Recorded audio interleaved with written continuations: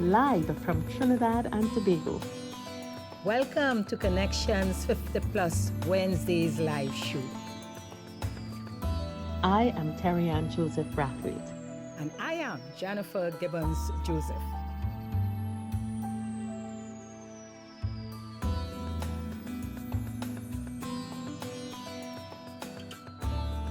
Hi, good evening, everyone, and welcome to Connections 50 Plus Wednesday Alive. Welcome again to all those in the Caribbean. I am Jennifer Gibbons Joseph, one of the co-creators of Connections 50 Plus. And I am Terri-Ann Joseph Brathwaite, the other co-creator. Really happy to be here.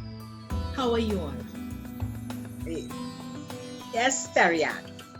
Let's talk. What has really happened this week, or what's happening out there? What is buzzing around now is talk about money, where people are going to get money from, and the very topical issue of susu. And, I'm reading where, the comments of those in small businesses and those who have left their jobs, very concerned where money going to be coming from, and they see their only hope is taking risk, a risk that promising them a lot of money in return for a small amount, multiplying by about 10. But definitely there is a concern about where's money going to be coming from. I think, Jennifer, one of the realities that COVID, this existing in a pandemic, the last global shutdown like this was back in the late 20s, 1920s, 30s in the Great Recession. And if we follow psychology and sociology, you would find out that there's a whole generation, that generation was formed. Like you have baby boomers and Gen Xers and millennials and stuff like that. You find that people who came out of that situation have a certain approach to, few of them, by the way, are still alive. They're well into their 80s and 90s, those who were adults at the time. But there's a conservative, tight approach to life. And I think so many of us live 2 paychecks away from homeless, 2 paychecks away from can't send children to school. We don't have that, that fund. All the experts say have 3 months or 6 months living expenses. Yeah. Even if we had it, we're in the 8th month of the pandemic. And if you are in the service sector, whether it is entertainment, food, beauty, retail, your life has been pulled out from under you. And a very real issue for people now is, I have no money. I did what I was supposed to do. I had my fund, and now 8 months and the fund gone. Yeah. And I've got kids.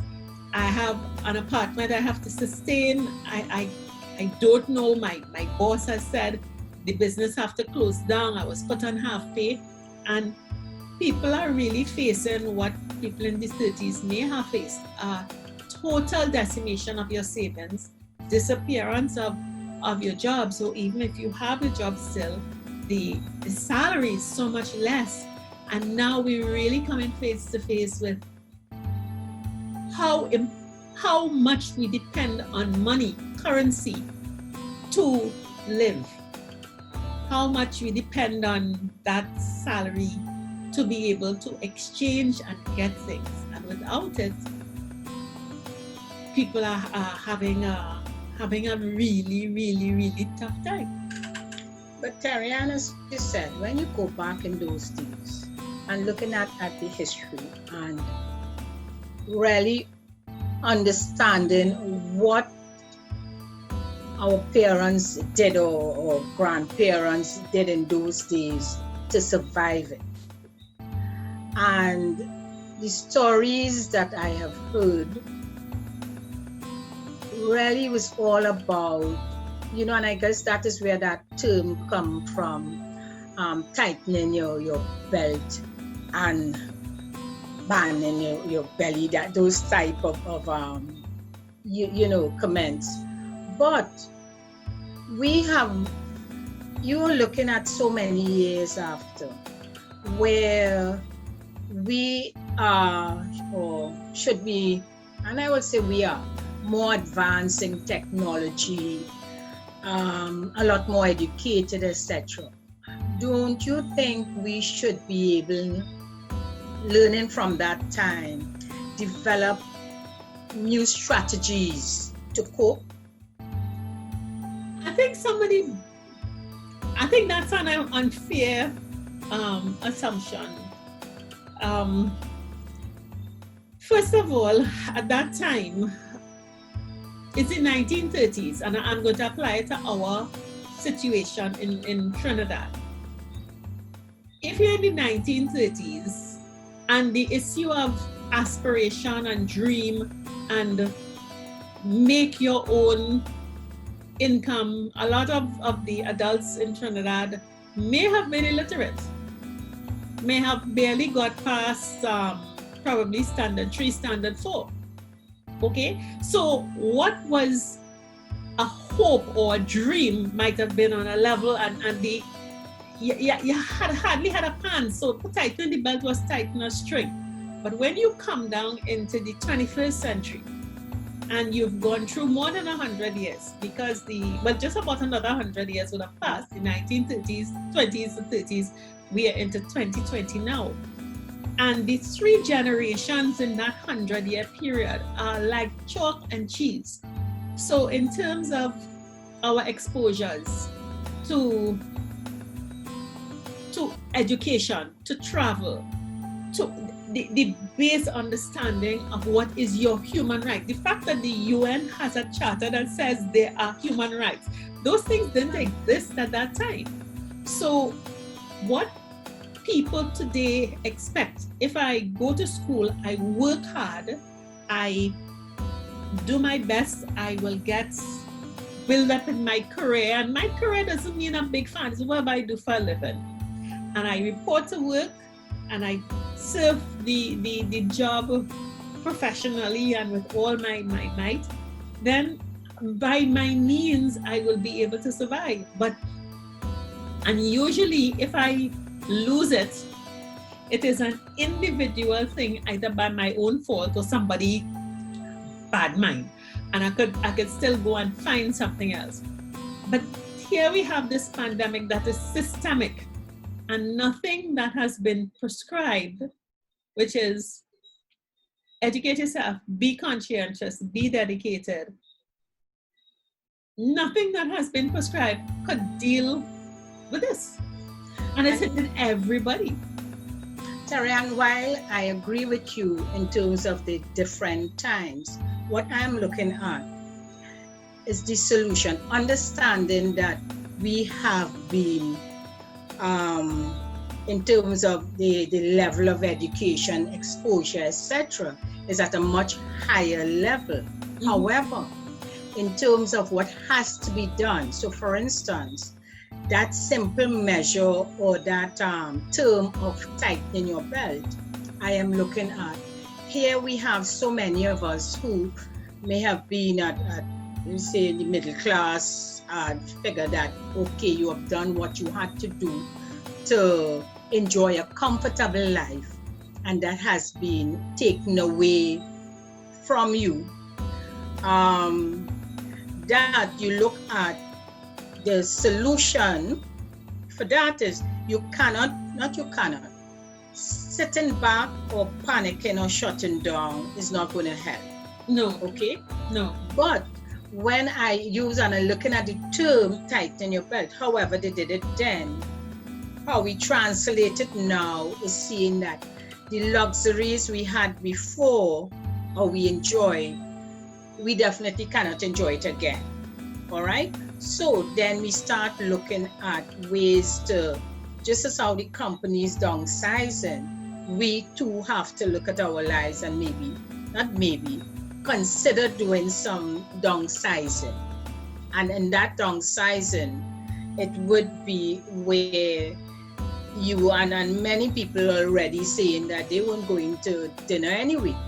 You know, they had cut out a lot of luxuries, but you still have to look within and see where you may be able to come together with friends or families and see where you can cut costs or give the kind of support which would help release the stress.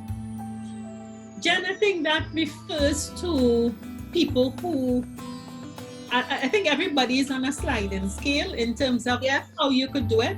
And those who have resources may be getting into the place now where, all right, the cash is finished, I can begin to deal with assets, I can so on. So depending on where you are on the scale, you would still have means. But the longer this pandemic goes on, eventually most people would get to a stage where your status quo is no longer, it's not in your status quo. A fundamental break has to be done. So it's not an adjustment anymore. It's not tighten a belt or choose a different kind of meal or anything like that. It will be, I have to live radically different. The people who are lower income are in the throes of that now. Persons who would have had more resources, well, they slowly seeing it coming because the resources are depleted, and the more affluent and wealthy, the trimming that they have to do might be uncomfortable for them, but looking up at them, it's still, excuse me, you're living pretty good now. You still have 3 cars in your garage. And I think the issue that we have to look at that is common across the board is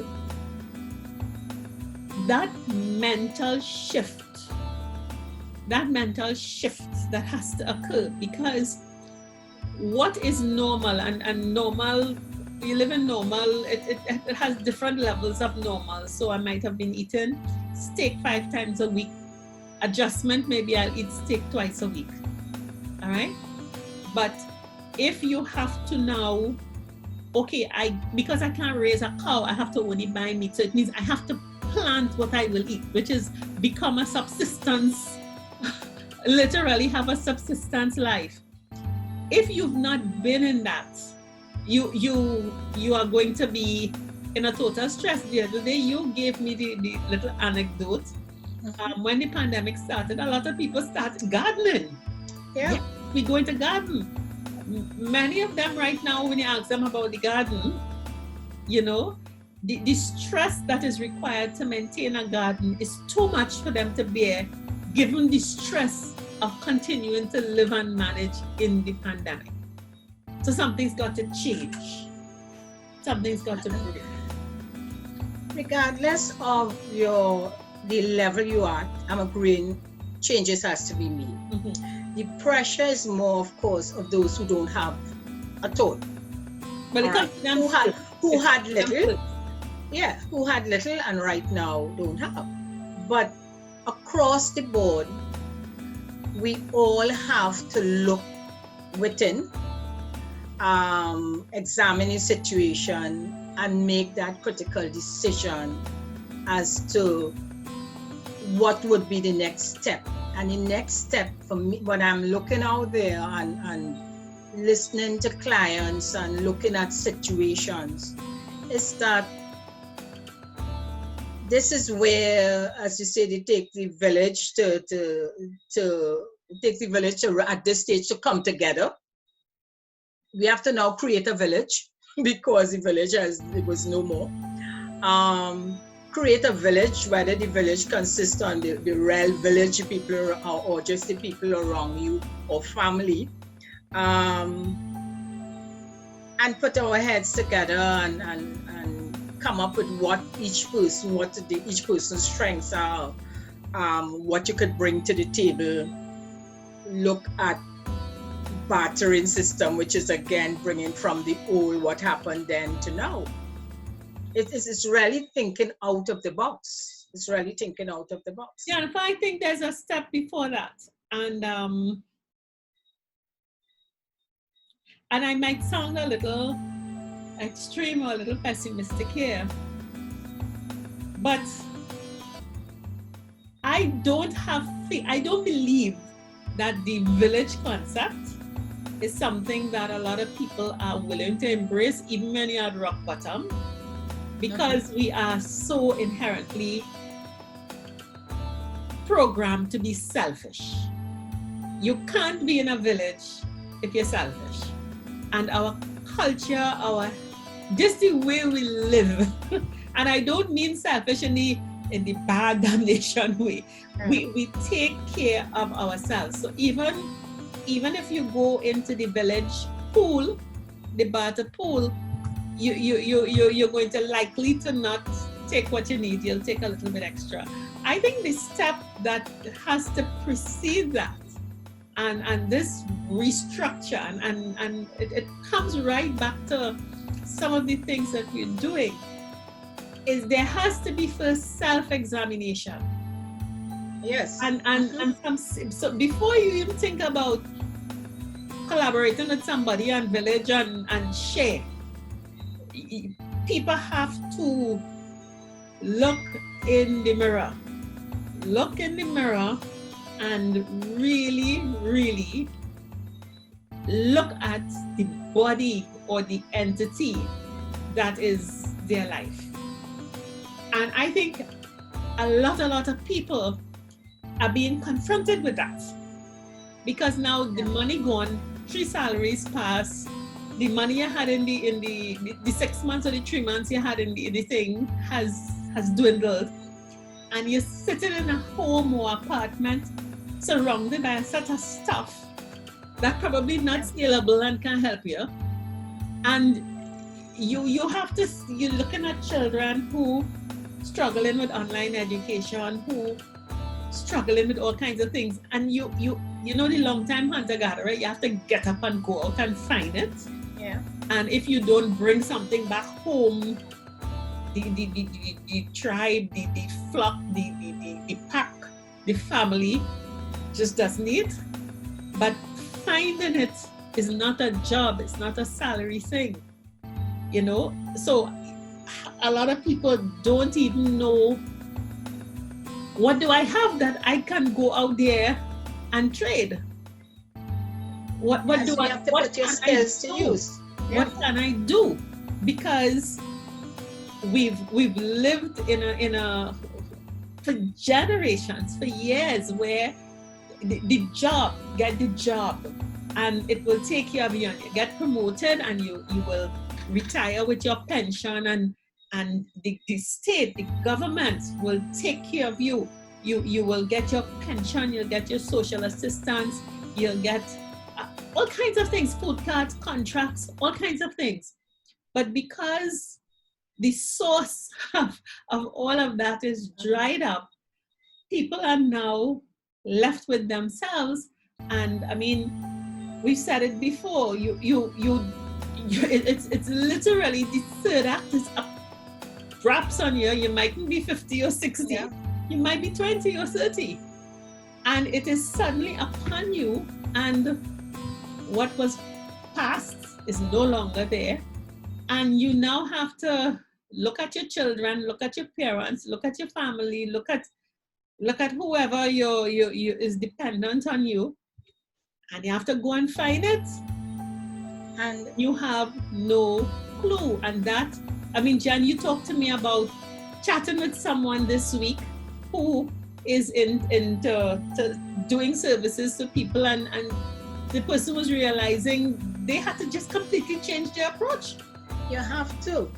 So with that situation, what in talking to my friend at the time, and what she told me is that what is happening out there and what the feedback she's getting is that people are so scared. They don't trust themselves. They don't know what to do, you know, and they are looking for that help, that advice from someone, that hope, you know, for someone to give them hope.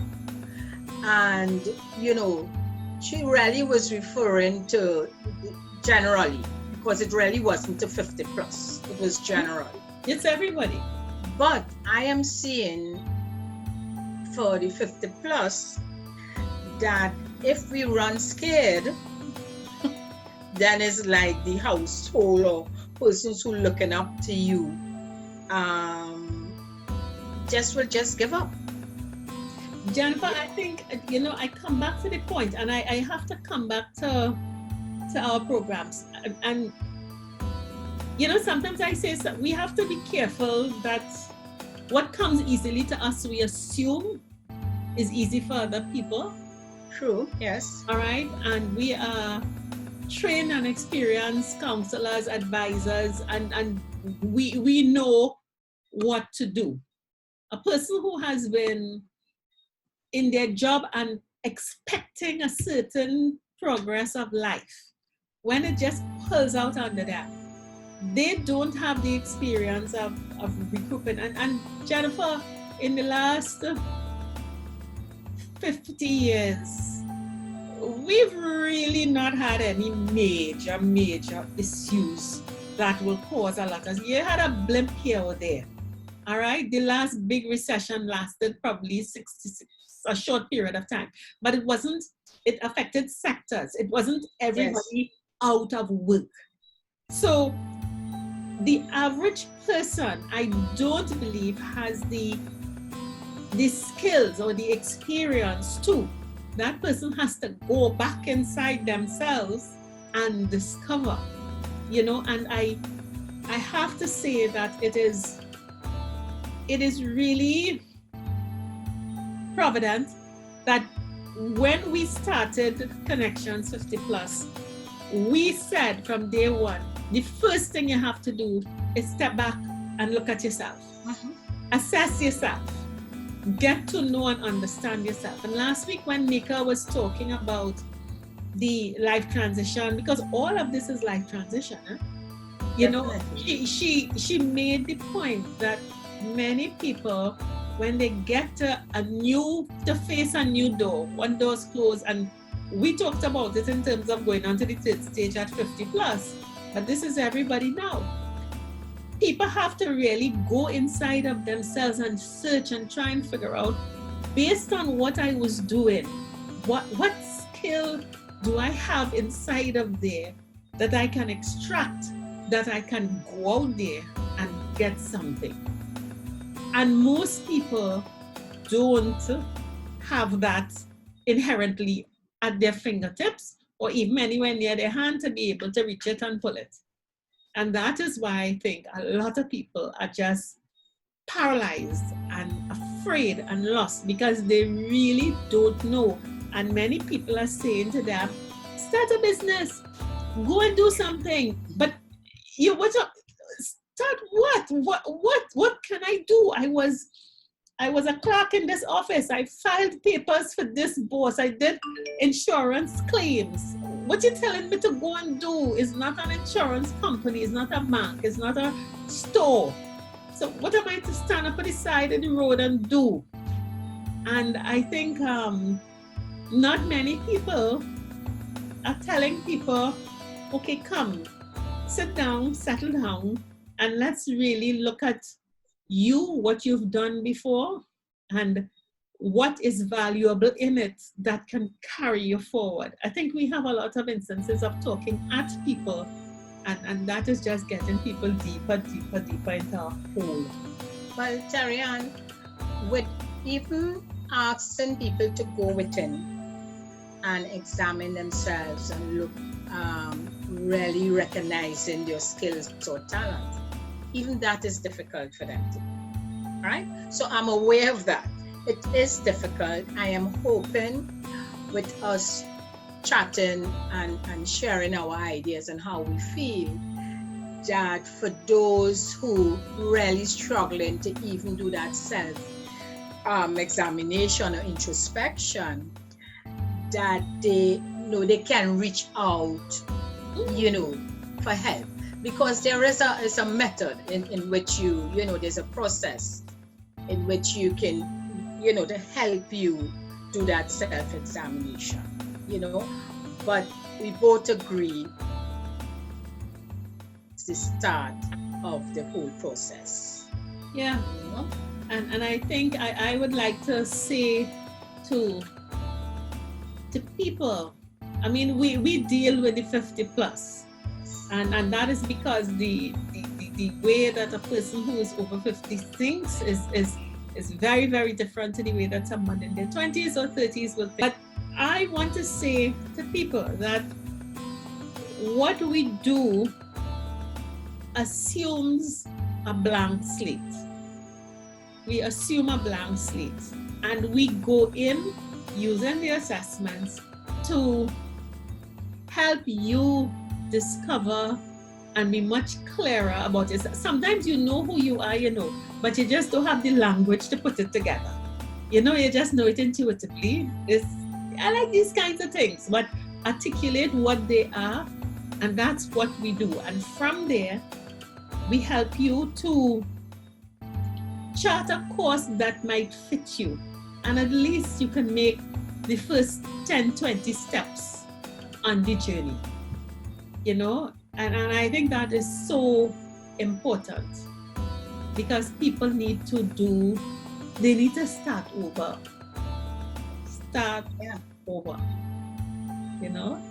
so it's important also, Terri-Ann, to people to find someone to trust, to chat with, because in chatting and expressing yourself, talking about your hurts and situations, that you get clarity, just in talking you get that clarity, and then it hits you, what, I can try it, or that person you trust may share a story that you can relate to, and will just set you on your way. You can say, oh yes, let me try this, Yep. So Jen, I think I just to give a close on this, you talked about your friend who realized that the skill set that she applied to be successful before in her sales career, right now her customers just need someone to talk to, just need empathy. Yes. They don't need to be sold to, but then all around everybody is saying, yes, sell. And you just know it's not ringing true. And I had the experience of chatting with someone who is a contract employee and has been a contract employee for the past probably about 10 years. And now is living on 3-month increments with a rent. Yeah. And you're 58 years old. It's almost, and that person is now starting to say, I know that by the next 6 to 8 months, I have to have something else that is mine, my side hustle, my something. Yeah. And they face the inventory, the self-inventory, to say, what can I do that I can put out there to help me earn a living? And it was heart-wrenching, but very positive. And it is good to be able to have that conversation, be the sounding board for a person to give feedback as they make those few wobbly steps to a new era. And Terri-Ann, the other thing in that conversation is that we have, and I know, in your role as a friend, and I know you definitely would have helped her get through that situation. But for our listeners, those who are on with us, we have to be careful in terms of not judging and the negativity that comes up. Because remember, we are all in this, as you say, a downslide. And what you don't want to hear is all the other negatives, pushing you down, further down, instead of keeping you on that positive. So despite how the situation may look very gloomy, when we're chatting with that person, try and find some, give hope. Always. And not to support the negative aspect of the situation. Anything that does that, Jennifer, and as a matter further, you may have spent the last 30 years getting experience and being focused on what you do. But one of the things that you do with Jennifer and I, hearing your story and listening to it, we are able to go behind what you did and really pull out those skills and traits that you have that are yours that will take you on to your next step. So there is tremendous hope.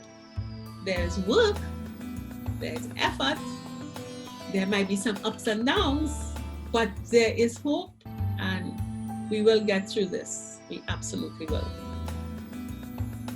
Terri-Ann, when, I want to touch on an area, and you say, what's holding you back? I get so many stories about people who need help, or I may have a friend saying, well, Jennifer, how are you doing? And I said, these times, like everything else, we have to be very creative and think of our clients, etc. And just last week, a friend told me that, you and Terri-Ann don't have to worry because people need help out there. Look how many people, they need your service. And I'm saying, yeah, right, because they need the service, but somehow, I don't know if it's just being scared or shame or the excuse sometimes is I have no money to pay for service, or I have no time, or let's see how things go. But that something have people paralyzed, that they know that they need the help. They hear us. I mean, we are on twice a week, and we'll tell them about our Mondays soon. Why not take that step forward? Why not take that step forward? Jennifer, someone once said, okay, if you remember the old days when fax machines came in, or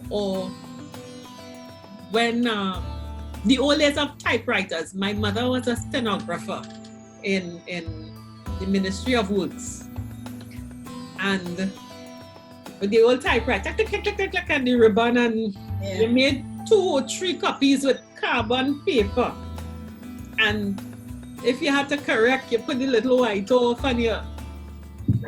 Now, when the electric typewriter came in, you have, all right, I could deal with this because it's electronic. But I remember my first interaction with a computer and the language DOS, DOS. And it was a word processing program, and having to type stuff on a keyboard, and where it going? What happened in here? Real confusion about. I understand the typewriter because you have the paper and the carbon paper, and if you made an error, you backspace and you do the white off, and then you take it out and you pack it up and so on. But then to just type stuff in and things come up on a screen and it's stored digitally, and then you print it as you need it. I remember, and then this DOS language to give instructions to the computer. I remember the confusion when we talk about phones, cell phones. When cell phones came, we don't have cell phones. You want to talk to somebody, you have to wait till you reach home or a place with a phone. And if something kept you back, well, you're late. When you reach, you'll give an explanation, or somebody will drive and give a message. I think we are in a time where ours is a solution that people are not accustomed getting, or if you get it, it's really reserved for a few. People might say it's therapy. It's not therapy, because when you go by somebody to help you think through things, it's therapy. This is not therapy. So you have the wrong model or mindset. Or probably if you were in senior management where you worked, you would have had assessments done and you would have had people working with you. But for the average person, because things have changed and they're not sure, they would hear and they would have a sense, but it's like, what? And this is why every week we are here continuing the discussion to get you familiar, and why when you look at our Facebook page and you go onto our website and you hear the stories of people who would have gone through the programs, you would realize, oh, really? Now, once you experience it, then wow. I mean, I would never go back to a typewriter. I could understand and appreciate the fear with the technology. But I guess I'm coming from too. I, for years, have been on the field. So, when going to people, I keep going to people to discuss their financial situation, etc. And for each interview, they're always so happy to add their personal stories to it, and want to hear your take on it. If you have, we're not there to give advice on your personal situation in terms of the family situation, but they always see, in terms of Mikey, see me as someone who out there and who could appreciate and give a lending, ear to it. So I am very sold on that one-on-one chatting with people. And when you chat and you talk, then you are able to help them, and change that mood. So I guess that is, for me, it's so natural. It's so natural that, yes, I do take things for granted at times. And my expectation, I have to control that expectation, because I am so used to that interaction, to help. So I'm hoping, and as you said, we are here all the time, and explaining how the process works, with the hope that people say, okay, yes, I can come on board and listen. And of course, we have testimonials from clients who may have been hesitant before, but when they came to the program and they did the whole process, they realized. And most of the times you hear, why didn't they do it before? So yes, that I think brings us to something that got us very excited this week, because Jennifer, today in August, was it in August, we celebrated our 50th and 52nd consecutive shows. 50 being half a century, and 52nd meaning 52 weeks a whole year. And today is the 21st of October, and we're at our 64th show for 64 consecutive weeks. We've been here, and the other day, you all would know that we beam on Gael and of the Caribbean, you're seeing us, and we started in August, we started a new program, the magazine program, Fix Up, where we had live interviews. We did about 4 programs, and then COVID. COVID. I mean, it was, not only did we enjoy wearing beautiful clothes from the cloth, but still the guests, the interviews were fine. And we've had that spot on Gael and thinking of what do we do on a Monday? And on Mondays, we would just repeat some of the fix-up shows, but then there were so few of them. And then what did we do, Jennifer? We started looking at our own catalog. We looked in because, our programs, our message that we sent out, Terri-Ann, we recognized that they were all along certain lines because we decided that the areas that we would be addressing, which was, of course, the financial aspect, make sure people will be able to manage their money, the social aspect, the community aspect, the self-care aspect. So our programs and our guests, we all spoke about one of these areas. So we decided, let's go back, because they were very valuable, really valuable information. And we have new people coming on board all the time. So we thought, great, what we will do on Mondays is have Mondays flashback. Flashback Mondays. Oh yes, Flashback Mondays. So on Flashback Monday, we're going to choose, from our catalog, from previous shows, and every Monday at the same time, on the same channels, that we're going to be showing those shows. And we want you to not just look at it, but to give feedback. Because that's the other thing, Terri-Ann. We ask for feedback. I would hear after, that was a great show, and get your feedback. Please, if there's something you want to discuss, send it to us. Let's talk about that. We'll have we'll have people, and sometimes we have people joining us on the conversation. So yes. All right. So Jen, we have talked about what's going on with people. We have talked about us on our Flashback Monday, and it's connected because we realize in that catalog a lot of material that can help. Yes.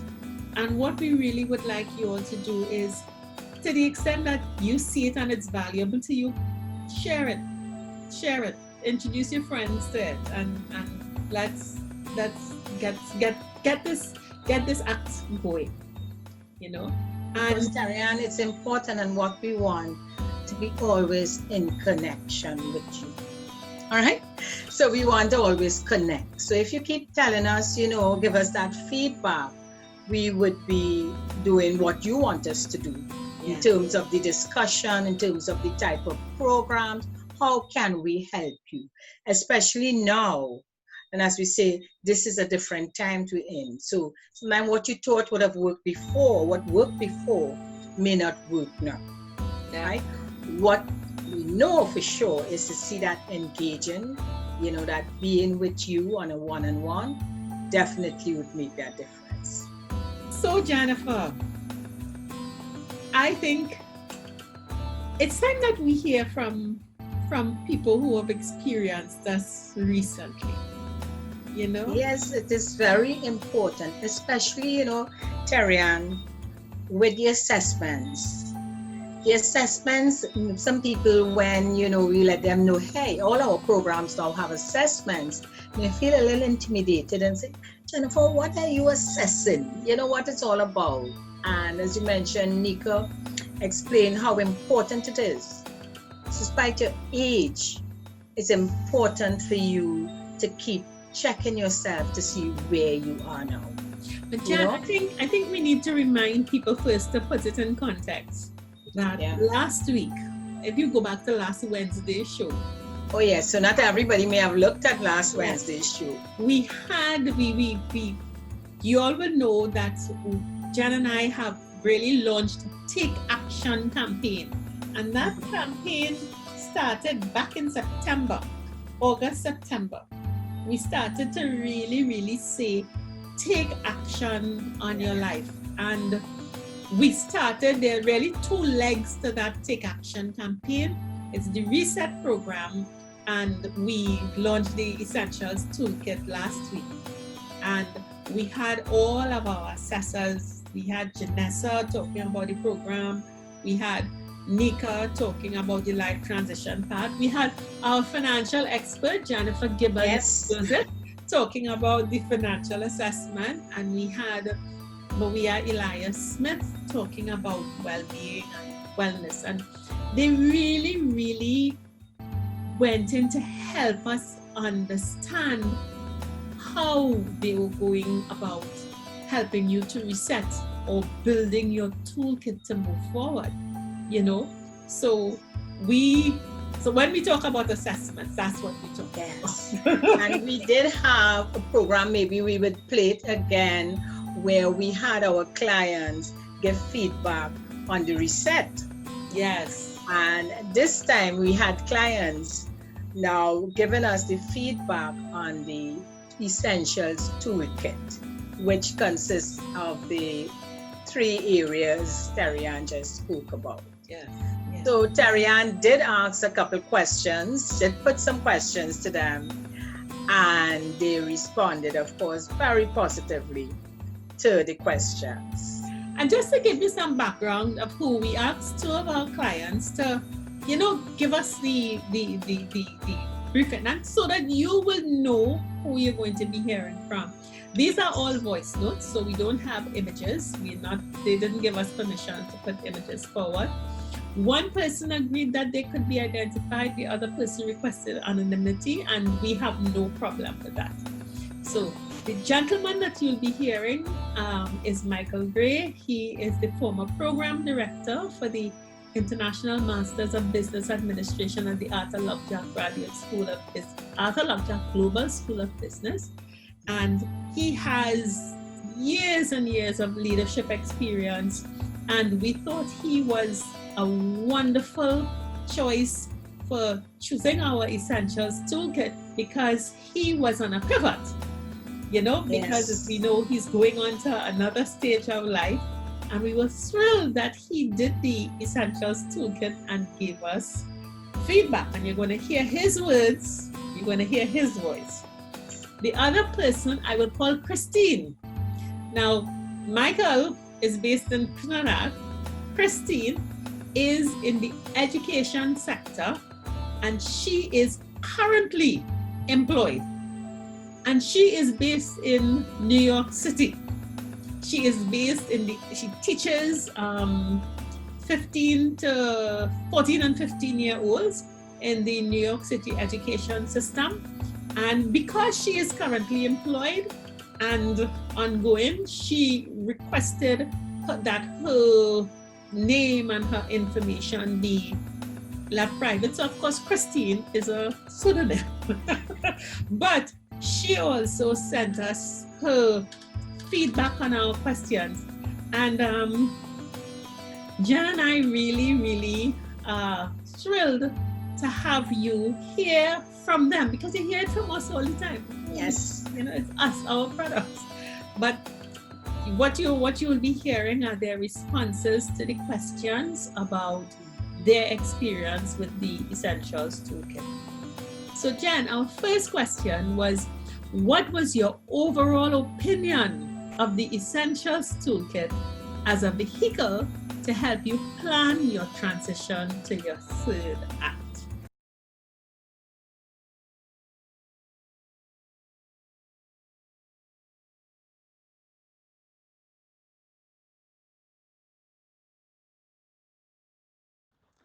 My overall opinion of the Essential Toolkit as a vehicle to help plan for my transition to my third act was that it was an eye-opener, addressing important issues normally overlooked by adults over 50.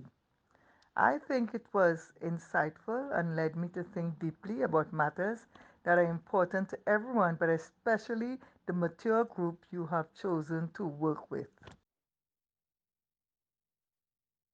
The Essentials Toolkit was a great intervention, and I use the word intervention to guide and enlighten my transition. As I said to all the people who fed back to me that this was a great way of integrating into like one singular dashboard. Many things that I would have been considering or would have treated with over the course of the last few years, but they would have been treated with as separate standalone events.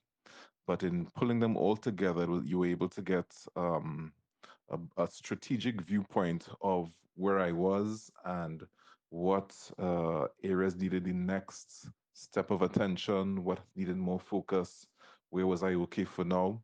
So I really appreciate overall the way that it focuses your mind on the next essential things.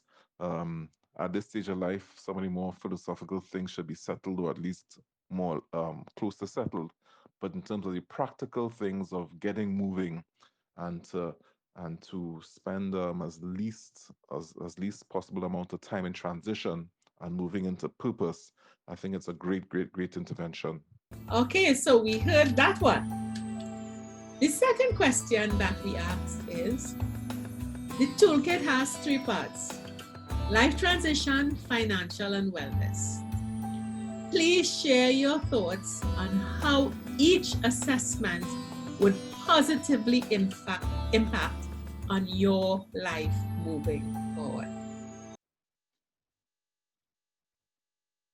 The life transition assessment and feedback, it more confirmed stuff that I knew or gave or provided more confidence to some of the steps I was already taken. In a sense, as I jokingly put it to somebody, I get the chance to start my bucket list early. But beyond that, it's really a case of realizing what the stuff you've been putting off all your life in the name of career responsibility, all the other stuff. The chance to really engage that stuff and even possibly convert some of it into not just income generating things, but to enhance the quality of life going forward, where you really feel you're living out or stretching for your maximum potential and not just playing a role in a system or a society, where you're really looking to actualize, as it were, having gone through life and gained all the experiences and knowledge that you did. I think the life transition was great. Similarly, the financial assessment again helped put things into perspective. So, for instance, at one phase of life, you made a lot of decisions about insurance, and you just kept maintaining it by paying premiums. You don't think about it again. At another stage of life, you buy a house and you just enter into a mortgage and you forget about it, and you just pay. You just keep paying your payments. But again, although those happen at disparate points in time in the life cycle, having them all together in one place to see exactly what your balance sheet looks like in that kind of sense and where the gaps were.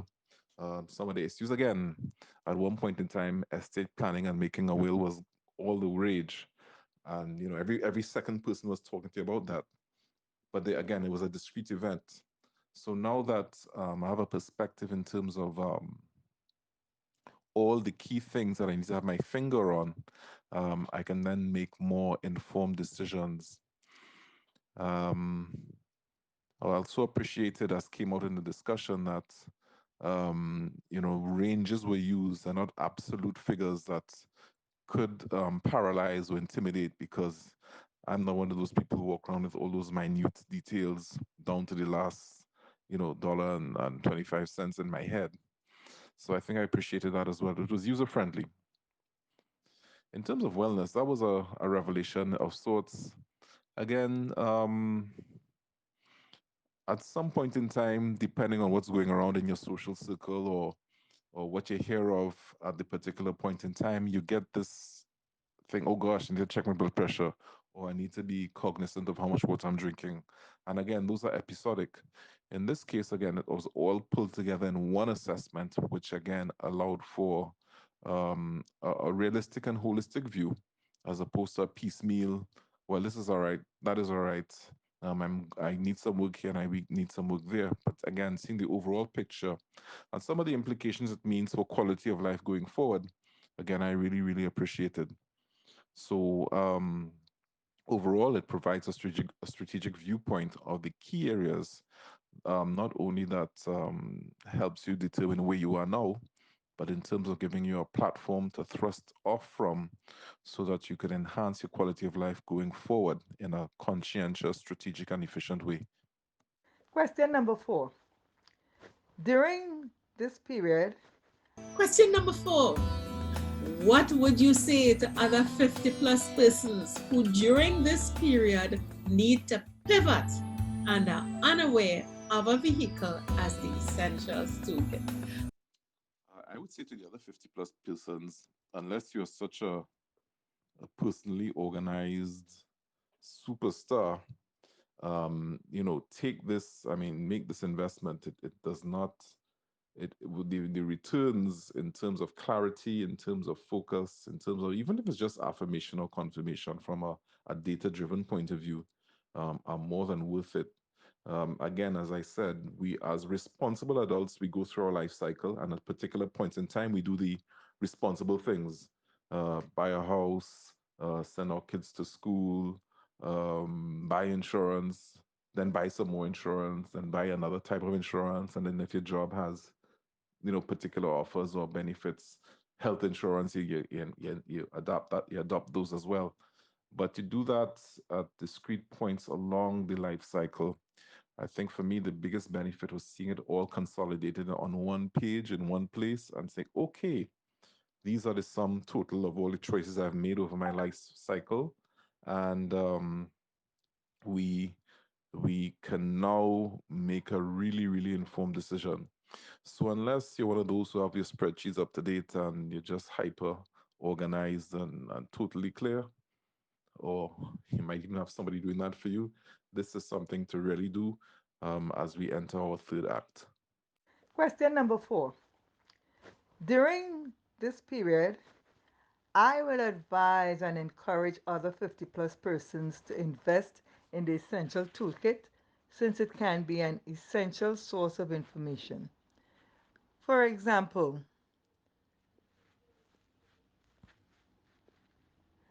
one can imagine people who have been informed financially prior to this pandemic period, they would have benefited by probably having a nest egg to fall back on during these difficult times.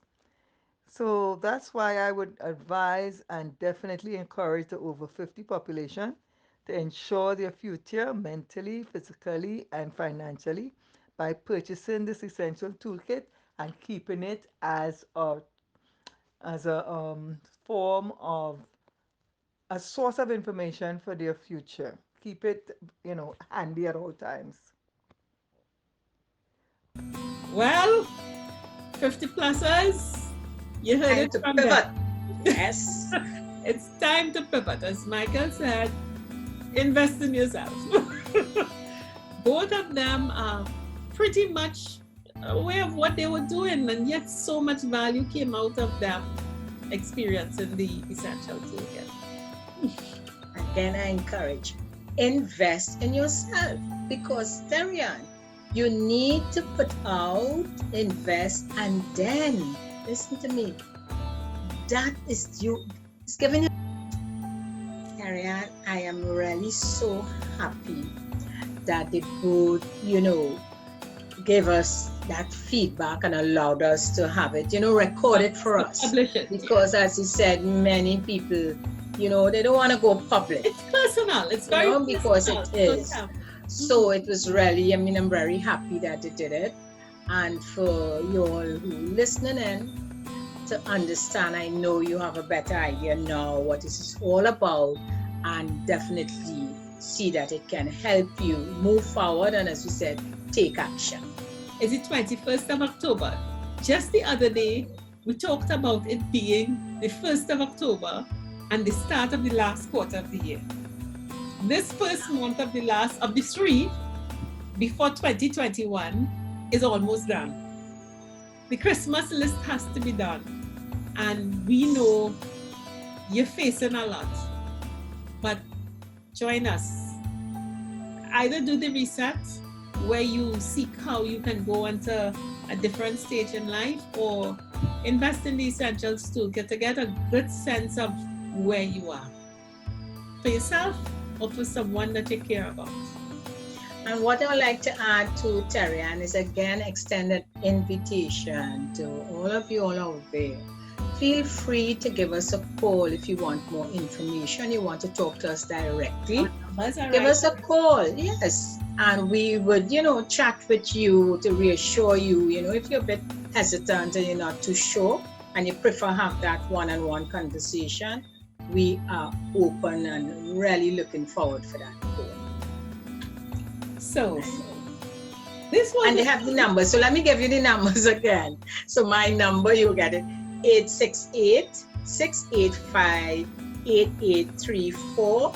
And that's WhatsApp. So you can use your WhatsApp, especially those in the islands, to give us a call. So give me a call, Jennifer, and Terri-Ann going to give you 682-9202, and there are the numbers right at the bottom there.